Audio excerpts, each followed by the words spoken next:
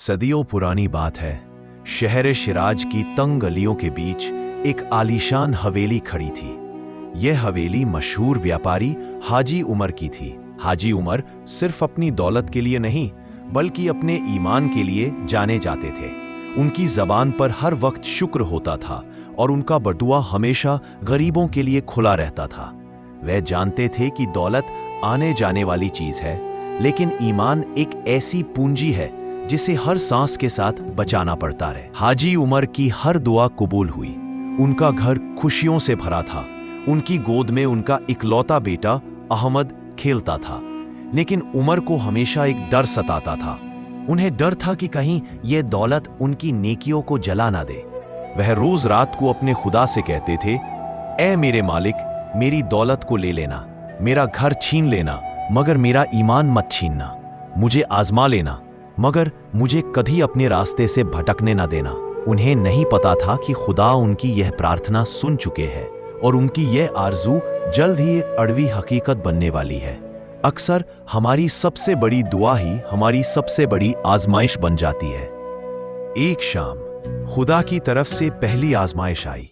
शिराज के सबसे बड़े बाजार में एक भयानक आग लग गई। हाजी उमर का सारा माल, उनके जहाजों का सारा सामान, सब कुछ जलकर राख हो गया। अगले ही दिन उनके सबसे वफादार दोस्त ने उन्हें धोखा दिया और उनका सारा पैसा लेकर भाग गया। चंद रातों के अंदर वह आलीशान हवेली नीलाम हो गई। हाजी उमर और उनका बेटा अहमद, जो सिर्फ 8 साल का था, शहर की एक तंग और अंधेरी गली के छोटे से कमरे में आ गए। उमर ने सब्र किया। उन्होंने सोचा, यह तो सिर्फ दौलत थी, मेरा ईमान सलामत है। लेकिन खुदा की आजमाइश सिर्फ दौलत तक सीमित नहीं थी। 2 दिन, 3 दिन गुजर गए। हाजी उमर ने कई जगह काम ढूंढा, लेकिन हर दरवाजा बंद मिला। उनके पास बेटे को खिलाने के लिए एक भी दाना नहीं था। भूख से अहमद का चेहरा पीला पड़ गया। तब शैतान ने उमर के दिल में अपना पहला वसवासा डाला। शैतान ने कहा, उमर, तुम हाजी हो, नमाजी हो, खुदा ने तुम्हारी दुआ कबूल की, लेकिन तुम्हारी मदद क्यों नहीं कर रहा? तुम्हारा बेटा भूखा है। मस्जिद के बाहर सोने के सिक्के वाला दान पात्र रखा है, बस एक सिक्का ले लो, खुदा माफ कर देगा, क्योंकि तुम अपने बेटे को बचा रहे हो। आधी रात थी। अहमद भूख से रो रहा था। हाजी उमर का दिल 2 हिस्सों में बंट चुका था। एक तरफ उनका ईमान था जो उन्हें पाप से रोक रहा था, और दूसरी तरफ बाप का प्यार था जो उन्हें चोरी करने पर मजबूर कर रहा था। उमर अपने ईमान की इस आखिरी लड़ाई में हारने लगे। वह मस्जिद के दरवाजे तक पहुंचे। दान पात्र सामने था, उसमें सोने के सिक्के चमक रहे थे। उमर ने कांपते हाथों से अपना हाथ आगे बढ़ाया। जैसे ही उनकी उंगलियां सिक्कों को छूने वाली थीं, उन्हें अचानक अपने बेटे अहमद का वह मासूम चेहरा याद आया जो उनसे कहता था, अब्बा जान, झूठ मत बोलना। उमर जमीन पर बैठ गए। उनका ईमान अभी मरा नहीं था, बस सो गया था।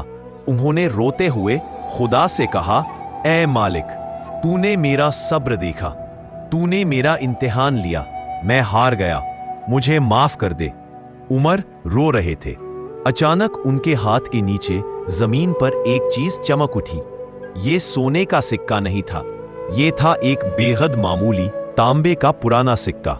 हाजी उमर ने उस तांबे के सिक्के को उठाया और वापस घर ले आए। सुबह हुई। अहमद भूख से बिलख रहा था। उमर ने वह सिक्का लिया और बाजार की सबसे छोटी बेकरी पर गए।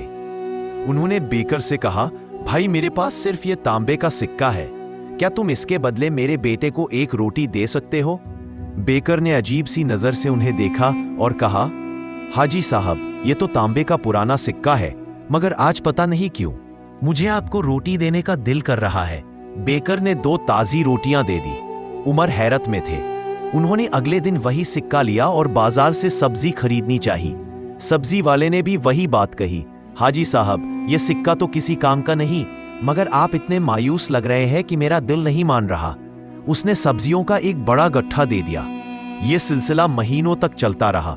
जब भी उमर को किसी चीज की जरूरत होती, वह तांबे का सिक्का दिखाते और हर कोई उन्हें वह चीज दे देता, यह कहते हुए कि पता नहीं क्यों, मगर मेरा दिल आपको खाली हाथ नहीं भेज रहा। न वह सिक्का खर्च होता था, न उसकी कीमत कम होती थी। वह एक तांबे का सिक्का था जो बिना कीमत चुकाए उनकी हर जरूरत पूरी कर रहा था। हाजी उमर अब अपने खुदा का शुक्र अदा करते थे। वह समझ गए थे कि जब इंसान का तवक्कुल मजबूत होता है तो खुदा दौलत नहीं बल्कि दिलों को मोड़ देता है। वह तांबे का सिक्का कोई जादुई सिक्का नहीं था, वह खुदा के रहम का निशान था। एक दिन शिराज के सबसे बड़े वली शेख अब्दुल हाजी उमर की तंग गली में आए। शेख अब्दुल ने उमर को गले लगाया और कहा, ए उमर, मैं तुम्हें तुम्हारी उस पहली बुआ का राज बताने आया हूं। शेख ने बताया कि जब तुमने दौलत छीन लेने की दुआ मांगी थी तो खुदा ने तुम्हारी दौलत छीन ली, लेकिन तुम्हारा सब्र अभी भी मजबूत था।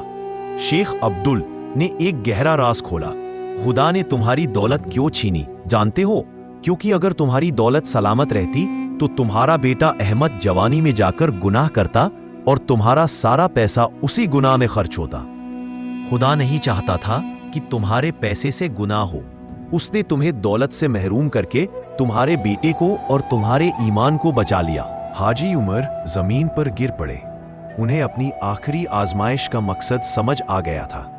खुदा ने दौलत छीनकर उन्हें उनकी सबसे बड़ी नेमत दी थी, गुनाह से हिफाजत। और वो तांबे का सिक्का, वो सिर्फ एक जरिया था ये बताने का कि जब इंसान का तवक्कुल पक्का होता है तो पूरी कायनात उसकी खिदमत में लग जाती है। हाजी उमर ने फिर कभी किसी दौलत की परवाह नहीं की। उन्होंने वो तांबे का सिक्का अपने बेटे अहमद को दिया और कहा, बेटा, ये सिक्का तुम्हें जिंदगी का सबसे बड़ा सबक सिखाएगा। ये तांबे का है मगर सोने से ज्यादा कीमती है। ये याद दिलाता है कि जब इंसान का ईमान मजबूत हो जाता है तो खुदा दरवाजे नहीं बल्कि दिलों को खोल देता है। आज भी शिराज की गलियों में ये कहानी सुनाई जाती है। ये कहानी हमें बताती है कि हमारी हर तकलीफ के पीछे कोई ना कोई खुदाई हिकमत छिपी होती है। जो इंसान अपनी सबसे बड़ी दौलत ईमान को बचा लेता है, उसे तांबे का सिक्का भी पूरी दुनिया की दौलत से ज्यादा दे जाता है। आजमाइशें इंसान को तोड़ती नहीं बल्कि खुदा से जोड़ती हैं। अगर आपका ईमान सलामत है तो दुनिया की कोई भी ताकत आपकी जरूरत पूरी करने से रोक नहीं सकती।